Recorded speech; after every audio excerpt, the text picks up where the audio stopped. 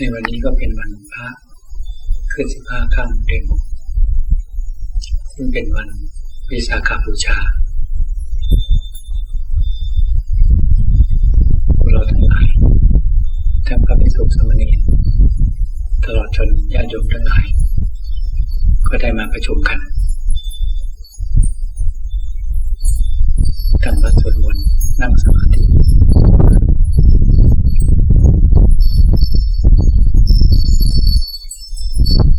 วันสำคัญทางพระพุทธศาสนาคือวันวิสาขบูชาเป็นวันคล้ายวันที่องค์สมเด็จพระสัมมาสัมพุทธเจ้าประสูติคล้ายวันที่พระพุทธองค์ได้ตรัสรู้และปรินิพพานเมื่อ 2,600 ปีที่ล่วงมาแล้วในสมัยก่อนถอยหลังไปที่ไม่มีพระพุทธศาสนาไม่มีองค์สมเด็จพระสัมมาสัมพุทธเจ้าอุบัติขึ้นมาในโลกนี้ประชาชนคนทั้งหลายก็ไม่มีที่พึ่งไปในจิตใจพึ่งแต่วัตถุธาตุทั้งหลายภายนอกแสวงหาทรัพย์ด้วยความโลภด้วยความโกรธด้วยความหลงบางยุคบางสมัยคนไม่มีศีลธรรมมีจิตใจต่ำบางสมัยพอมีคนดีบ้างแต่ก็ไม่รู้จักหนทางที่จะดำเนินไปเพื่อความสุขที่แท้จริงหรือเพื่อความพ้นทุกข์เพราะความโลภความโกรธความหลงครอบงำจิตใจของแต่ละบุคคลในยุคใดในสมัยใดซึ่งจะมีองค์สมเด็จพระสัมมาสัมพุทธเจ้ามาอุบัติขึ้นในโลกนี้แต่ละพระองค์นั้นเป็นสิ่งซึ่งหาได้ยากลำบากเหลือเกินเราหาเพชรหาทองคำอัญมณีต่างๆในแผ่นดินนี้ก็ยังหาได้ไม่ยากแต่การที่จะมีพระพุทธเจ้าแต่ละพระองค์อุบัติขึ้นมาในโลกนี้นั้นเป็นสิ่งซึ่งหาได้ยากลำบากมากที่สุดกว่าที่องค์สมเด็จพระสัมมาสัมพุทธเจ้าแต่ละพระองค์จะสร้างบารมีทั้ง10 ประการครบถ้วนบริบูรณ์เป็นปรมัตถบารมีมีบารมีพร้อมที่จะตรัสรู้อนุตตรสัมมาสัมโพธิญาณก็เป็นสิ่งที่ยากเมื่อพระพุทธองค์ได้อุบัติขึ้นมาผ่านมาทุกสิ่งทุกอย่างกว่าที่ท่านจะตรัสรู้อนุตตรสัมมาสัมโพธิญาณเพื่อเป็นประโยชน์ต่อสรรพสัตว์ทั้งหลายทั้งมนุษย์และเทวดาและพรหมก็เป็นสิ่งซึ่งยากลำบากเมื่อท่านตรัสรู้อนุตตรสัมมาสัมโพธิญาณท่านยังมีเมตตาต่อพุทธบริษัททั้งหลายได้วางหลักธรรมคำสอนแก่พระภิกษุสามเณรตลอดจนอุบาสกอุบาสิกาหัวใจในพระพุทธศาสนาคือละความชั่วให้ทำความดีให้ทำจิตให้บริสุทธิ์พระพุทธองค์ท่านทรงสอนพุทธบริษัททั้งหลายตลอดระยะเวลา45 ปี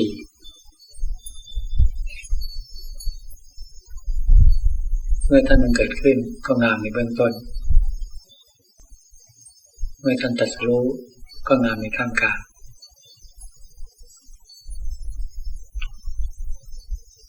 ท่านเป็นประโยชน์ต่อมนุษย์เทวดาพรหมทำหน้าที่ของพระพุทธเจ้าได้สมบูรณ์บริบูรณ์ที่สุดแล้วท่านก็ทรงปรินิพพานซึ่งเป็นวัน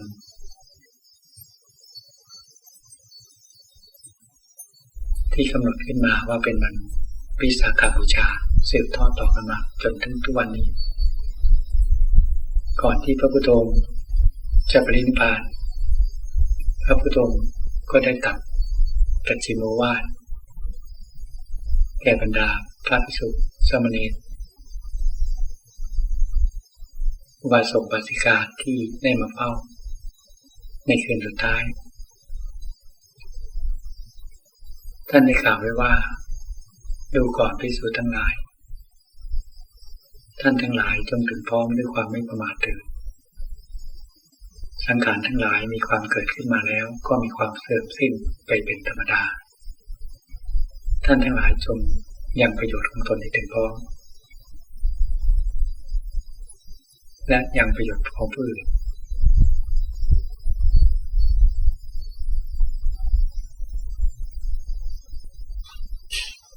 การที่พระพุทธองค์ได้อุบัติขึ้นมาและได้ตรัสรู้และได้ปรินิพพานคำสอนของท่านก็ยังสถิตอยู่ในโลกนี้สืบต่อกันมา 2,553 ปีที่ผ่านพ้นมาบางคนบางท่านก็เคยได้เกิดในสมัยของสมเด็จพระสัมมาสัมพุทธเจ้าบางคนก็ไม่เคยเกิดในสมัยนั้นแต่ก็เวียนว่ายตายเกิดอยู่ในภพน้อยภพใหญ่นี่การที่จะเกิดขึ้นได้ทันพระพุทธเจ้าก็เป็นสิ่งซึ่งหาได้ยากหรือเกิดขึ้นในสมัยที่ยังมีคำสอนขององค์สมเด็จพระสัมมาสัมพุทธเจ้าแต่ละพระองค์นั้นก็หาได้ยากเพราะฉะนั้นเมื่อบุคคลทั้งหลายได้เกิดขึ้นมาในสมัยที่ยังมีพระพุทธศาสนายังมีคำสอนของพระพุทธองค์ก็เป็นสิ่งซึ่งเป็นลาภอันประเสริฐและเป็นบุญของแต่ละบุคคลแต่คนทั้งหลายจะรู้จักน้อมนำคำสอนของพระพุทธองค์มาประพฤติบัติหรือมาพัฒนาจิตใจของแต่ละบุคคลนั้นให้ดีได้เพียงไหนบางคนหรือหลายๆคนได้เกิดขึ้นในประเทศที่มีพระพุทธศาสนาแต่จิตใจนั้นไม่มีศีลธรรมไม่มีคุณธรรมก็เป็นจำนวนมากยิ่งหลายๆคนที่เกิดนอกพระพุทธศาสนาในประเทศซึ่งไม่มีพระพุทธศาสนาก็ยิ่งไม่รู้จักหนทางที่จะดำเนินไปเพื่อความสุขที่แท้จริงหรือเพื่อความพ้นทุกข์เพราะไม่มีคำสอนของพระพุทธองค์ประดิษฐานอยู่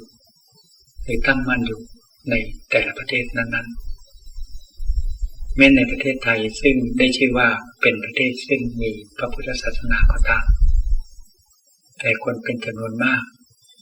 ก็ยังมีความหลงเพลิดเพลินอยู่กับรูปเสียงรสสัมผัสเพลิดเพลินอยู่กับวัตถุธาตุทั้งหลายไม่เห็นคุณค่าในคำสอนของพระพุทธองค์ไม่น้อมนำมาปฏิบัติมาพัฒนาจิตใจของแต่ละบุคคลให้มีความสะอาดมีความบริสุทธิ์เกิดขึ้นมาสังคมจึงมีความวุ่นวายมีความไม่สงบเกิดขึ้นถ้าบุคคลใดได้ประพฤติบัติตามคำสอนของสมเด็จพระสัมมาสัมพุทธเจ้าในการละความชั่วละการกระทำผิดศีลธรรมทั้งหลายทั้งปวงกระทำแต่คุณงามความดีในการบำเพ็ญศีลสมาธิเจริญภาวนาเพื่อที่ทำให้จิตใจของแต่ละคนนั้นมีความสะอาดมีความบริสุทธิ์เกิดขึ้นก็สามารถที่จะทำจิตใจของแต่ละบุคคลนั้นให้บรรเทาเบาบางไปจากกิเลสคือความโลภความโกรธความหลงหรือทำให้แจ้งซึ่งพระนิพพานได้พวกเราทั้งหลาย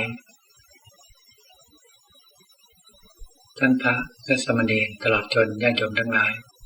ซึ่งมีศรัทธาในพระพุทธศาสนาก็ได้มีความอดทนมีความเพียรในการที่จะประกอบการบุญการกุศลสั่งสมบารมีสั่งสมคุณงามความดีทั้งหลายให้ถึงพอเพราะฉะนั้นเราทั้งหลายต้องมีความอดทนมีความเพียรไม่ท้อถอย เพราะเราได้พบหนทางที่เลิศที่ประเสริฐที่สุดแล้วเมื่อเราได้พบหนทางที่เลิศที่ประเสริฐที่สุดเราก็ไม่ควรที่จะประมาทในชีวิตกันควรที่จะมีสติมีปัญญาที่จะดูแลรักษาจิตใจของเรานั้นให้บรรเทาเบาบางจากความทุกข์หรือบรรเทาเบาบางจากกิเลสด้วยการน้อมนำคำสอนของพระพุทธองค์มาประพฤติบัติมาพัฒนาจิตใจของเราให้ดียิ่งขึ้นไปการบำเพ็ญศีลสำหรับฆราวาสนั้นโดยปกติต้องมีศีล 5เป็นปกติสำหรับพุทธศาสนิกชนทั้งหลายควรมีศีล 5เป็นปกติถ้ามีกำลังใจซึ่งเข้มแข็งในบางการบางเวลาก็พึงรักษาศีล 8เป็นศีลบารมีที่ยิ่งขึ้นไปสำหรับสามเณรก็ศีล 10สำหรับพระก็ศีล 227ให้มีความทรงตัวของศีลให้มีสัจจะบารมีให้มีศีลบารมีให้เป็นปกติตามฐานะของแต่ละบุคคลเมื่อเรามีศีลเป็นปกติเราทั้งหลายก็ต้องบำเพ็ญสมาธิภาวนาเพราะศีลนั้นควบคุมกายให้สงบควบคุมวาจาให้สงบไม่มีโทษของการกระทำผิดศีลธรรมทางกายทางวาจาแต่กำลังของศีลก็ยังไม่สามารถที่จะควบคุมใจให้สงบได้นอกจากเราทั้งหลายจะต้องบำเพ็ญสมาธิบารมีฝึกหัดอบรมจิตใจของเราด้วยความอดทนด้วยความเพียรไม่ท้อถอยในการทำความเพียรในอิริยาบถนั่งสมาธิก็ดีเดินจงกรมก็ดีหรือยืนสมาธิก็ดีหรือนอนสมาธิก็ดีเพื่อมีความอดทนมีความเพียรจิตจะสงบก็ช่างไม่สงบก็ช่างมีสติที่จะฝึกทำสมาธิอยู่ทุกๆวันหลวงพ่อชาท่านกล่าวไว้ว่า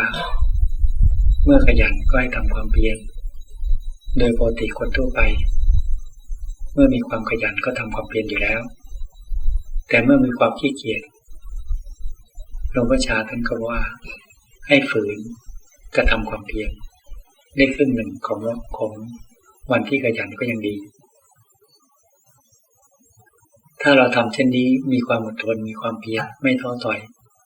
เห็นประโยชน์ของการทำสมาธิภาวนาสมาธิบารมีหรือทำสมาธิภาวนาก็จะเป็นเหตุเป็นปัจจัยที่ทำให้จิตใจเรานั้นมีความสงบเกิดขึ้นเมื่อใจของเรามีความสงบเกิดขึ้นเราจะมีสติที่ตั้งมั่นเกิดขึ้นมาเลยเป็นพลังของสติที่จะเกิดขึ้นมาจากการทำจิตให้สงบถ้าเราทั้งหลายไม่ได้ฝึกทำสมาธิภาวนาจิตของเรานั้นจะไม่ค่อยมีสติตั้งมั่นจิตของเรานั้นจะหลงไปกับกระแสของอารมณ์หลงไปกับกระแสของกิเลสซึ่งเกิดขึ้นที่ใจของเราและใจของเรานั้นคือกระแสของใจก็จะไหลไปกับกระแสของลมหรือกระแสของกิเลสการฝึกทำสมาธิภาวนาเพื่อที่จะให้มีสติมีสมาธิเกิดขึ้นให้มีจิตเป็นหนึ่งตั้งมั่นเป็นเอกตาลมเอกตาจิต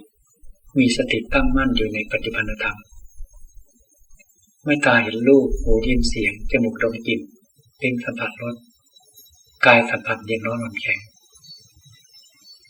กระแสของอารมณ์จะเกิดขึ้นไปในใจของเราคือความพอใจความไม่พอใจหรือความรู้สึกเฉยๆอันนี้เป็นอาการของจิตซึ่งเกิดขึ้นไปในใจของเราถ้าจิตของเรานั้นไม่เป็นหนึ่งไม่เป็นสมาธิจิตของเรานั้นจะหลงยึดมั่นถือมั่นในอารมณ์ความพอใจความไม่พอใจหรืออารมณ์ความโลภความโกรธความทุกข์ก็เป็นใจของเราอยู่โดยสม่ำเสมอจิตนี้จะไม่แยกจากอารมณ์เราจะยึดมั่นถือมั่นในอารมณ์ทั้งหลายทั้งปวงว่าเป็นใจเราไม่มีที่สิ้นสุดจิตของเราก็กระทบกับความสุขและความทุกข์อยู่ล่ำไป แต่เมื่อเราบำเพ็ญศีลเป็นพื้นฐานบำเพ็ญสมาธิเป็นท่ามกลางก็จะก่อให้เกิดกำลังของสติปัญญาที่จะเห็นอารมณ์เห็นอาการของจิตซึ่งเกิดขึ้นที่ใจของเราเมื่อสติปัญญาเห็นอารมณ์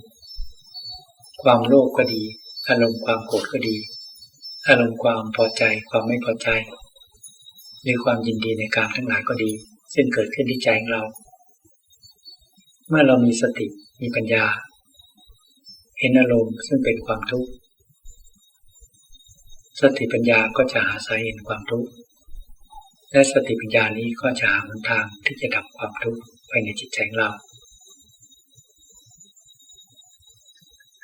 แต่ถ้าเราไม่มีสติไม่มีปัญญาซึ่งตั้งมั่นเกิดขึ้นภายในใจของเรากระแสของใจก็ไหลไปกับกระแสของอารมณ์เป็นอันหนึ่งเดียวกันแยกจากกันไม่ออกเราก็หลงเพลิดเพลินอยู่กับอารมณ์ทั้งหลายทั้งปวงอยู่เป็นประจำโดยสม่ำเสมอถ้าเราเห็นความทุกข์เราควรที่จะหาทางที่จะดับความทุกข์ภายในจิตใจของเราแต่การที่ใจของแต่ละคนนั้นจะมีกำลังใจก็ต้องมาเป็นสมาธิภาวนาจึงจะก่อให้เกิดสติคือความระลึกได้ขึ้นมาเพราะฉะนั้นการกระทำความเพียรเป็นสิ่งที่ทุกๆคนควรที่จะทำไม่ว่าจะเป็นพระภิกษุสามเณรหรืออุบาสกอุบาสิกาญาติโยมทั้งหลายหน้าที่ของทุกคนคือการพัฒนาจิตใจของตัวเราให้ดียิ่งขึ้นไปพัฒนาจิตใจเรานั้นให้มีความสะอาดให้มีความบริสุทธิ์ยิ่งโดยเฉพาะพระเณรเรามีโอกาสมีเวลามากมีโอกาสมีเวลาในการปฏิบัติในแต่ละวันแต่ละคืนมากพึงเป็นผู้ซึ่งปรารภความเพียรอยู่เสมอในทุกๆวันไม่ท้อถอยตั้งจุดมุ่งหมายในการปฏิบัติที่อยู่ในเพศภาคกาสัพพัทนี้ให้เป็นไปเพื่อทำให้แจ้งซึ่งพระนิพพานขวนขวายสัทธาวุธทั้งหลายคือศีลสมาธิปัญญาเพื่อทำลายกิเลสคือความโลภความโกรธความยินดีในกามทั้งหลายให้สิ้นไปจากใจเราได้มีความเพียรในทุกๆวันเป็นเครื่องแผดเผากิเลสถึงแม้ว่าสมาธิยังไม่เกิดขึ้นในเบื้องต้นก็ตามแต่เราจะมีความอดทนไม่ขายความเพียรทำความเพียรทำความสงบทำสมาธิภาวนาวันนี้ไม่สงบพรุ่งนี้ก็ทำใหม่พรุ่งนี้ไม่สงบมะรืนนี้ก็ทำใหม่อาทิตย์นี้ไม่สงบอาทิตย์หน้าก็ทำใหม่ตลอดทั้งเดือนไม่สงบก็ไม่ท้อถอยมีความเพียรในการทำสมาธิภาวนาจนกว่าจะหมดลมหายใจจึงจะพอดีสำหรับพระเราหาอุบายให้เกิดศรัทธาความเพียรอยู่เสมออย่าเห็นแก่นอนมากนะอย่าเห็นแก่ฉันประทานมากนะ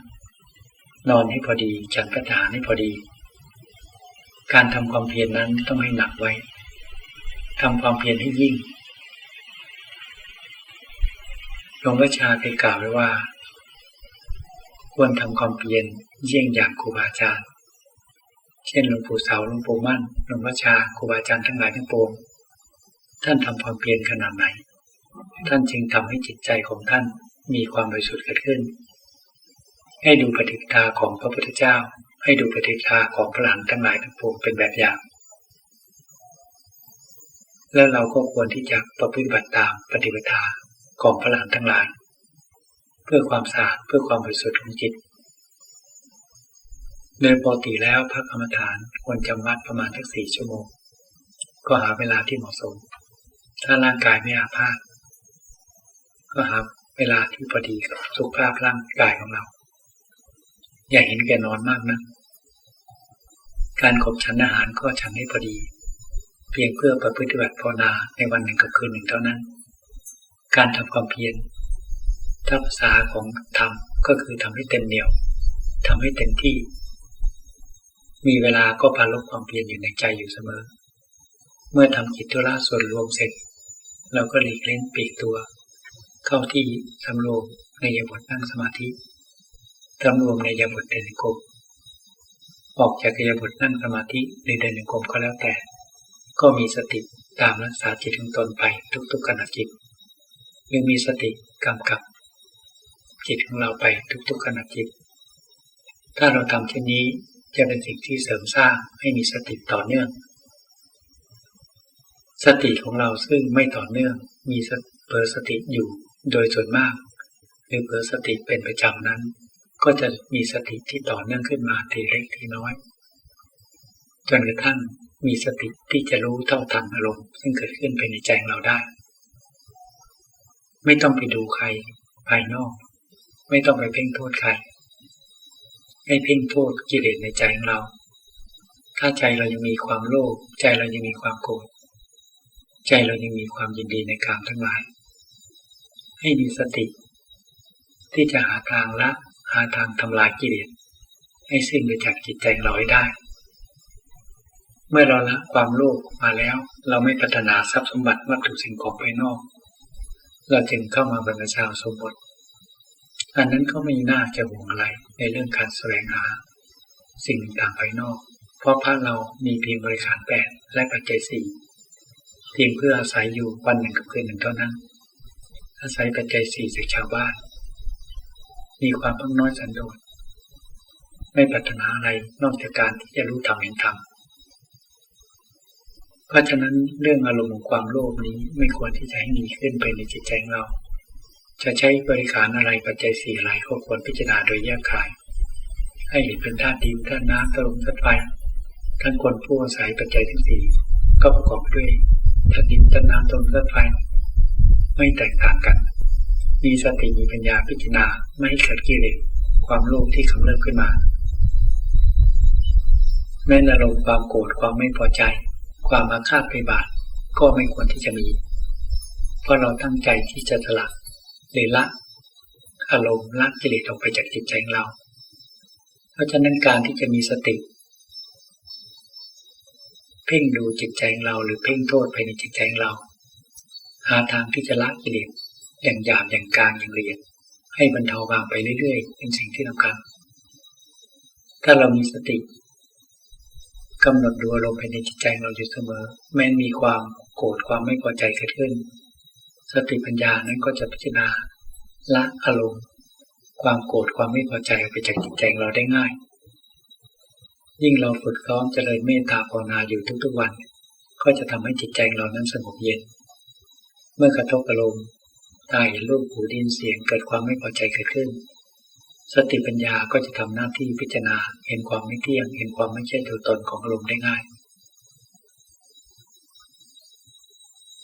สติปัญญานี้จะเกิดขึ้นจากการบำเพ็ญสมาธิภาวนาอุบายอันแยกคายของแต่ละคนนั้นจะถูกผลิตขึ้นมาภายในจิตใจของเราเองไม่ว่าความยินดีในการทั้งหลายก็เหมือนกันที่เผาลนจิตใจของแต่ละบุคคลเราก็ฝึกหัดทำจิตให้สงบและพิจารณากายในกายอยู่เสมอไม่ท้อถอยพิจารณากายในกายให้ความไม่เที่ยงความไม่ใช่ตัวตนกายนี้ก็จะทำให้อารมณ์ความยินดีในการทั้งหลายบรรเทาเบาไปหรือสามารถที่จะดับความยินดีในการทั้งหลายให้สิ้นไปจากจิตใจเราได้ด้วยการพิจารณากายคตาสติกรรมฐานหรืออสุภกรรมฐานหรือธาตุกรรมฐานพิจารณาเห็นความไม่เที่ยงความไม่ใช่ตัวตนของกายนี้จิตของเราก็จะปล่อยวางความยึดมั่นถือมั่นในการตนได้ในร่างกายบุคคลเองในวัตถุธาตุทั้งหลายได้เพราะฉะนั้นเรื่องของกิเลสนั้นก็เกิดขึ้นที่ใจของทุกๆคนไม่ว่าจะเป็นพระเป็นเนรเป็นโยมชายหญิงก็ตามกิเลสอยู่ที่ใจของเราเราจะดับกิเลสก็ดับที่ใจของเราเพราะฉะนั้นทุกๆคนมีหน้าที่ที่จะเฝ้าดูเพ่งดูกิเลสภายในจิตใจเจ้าของไม่ต้องสนใจในใจบุคคลอื่นพยายามมีสติมีสมาธิอยู่ในปัจจุบันเพราะกิเลสนั้นไม่ได้เกิดขึ้นที่อดีตไม่ได้เกิดขึ้นที่อนาคตเกิดขึ้นในปัจจุบันจิตปัจจุบันธรรมถ้าเรามีสติตั้งมั่นอยู่ในปัจจุบันอันเนื่องมาจากทำสมาธิภาวนาอยู่เสมอเราจะเห็นอาการของจิตเห็นอาการของกิเลสทุกสิ่งทุกอย่างซึ่งปรุงแต่งขึ้นที่ใจจะเป็นอารมณ์ความโลภความโกรธความพอใจความไม่พอใจหรือความยินดีในการทั้งหลายทั้งปวงก็ปรุงแต่งขึ้นที่ใจของเรานี่แหละถ้าเรามีสติเฝ้าดูใจเราอยู่เสมอเราก็จะเห็น อาการของจิตเห็นอาการของกิเลสและมีอุบายปัญญาในการที่จะละกิเลสให้มันเบาบางไปจากจิตใจเราทุกๆขณะจิตถ้าเราเผลอสติก็ตั้งสติขึ้นมาใหม่มีเวลาก็สำรวมในอิริยาบถนั่งสมาธิเดินกรมทำให้มากเจริญให้มากเพื่อจะเสริมสร้างกำลังของสติปัญญาความเห็นชอบความเห็นที่ถูกต้องให้เกิดขึ้นไปในใจเราเพราะฉะนั้นเราทั้งหลายซึ่งมีศรัทธาต่อองค์สมเด็จพระสัมมาสัมพุทธเจ้ามีศรัทธาต่อคำสอนของพระพุทธองค์มีความเลื่อมใสในพระอรหันตสาวกทั้งหลาย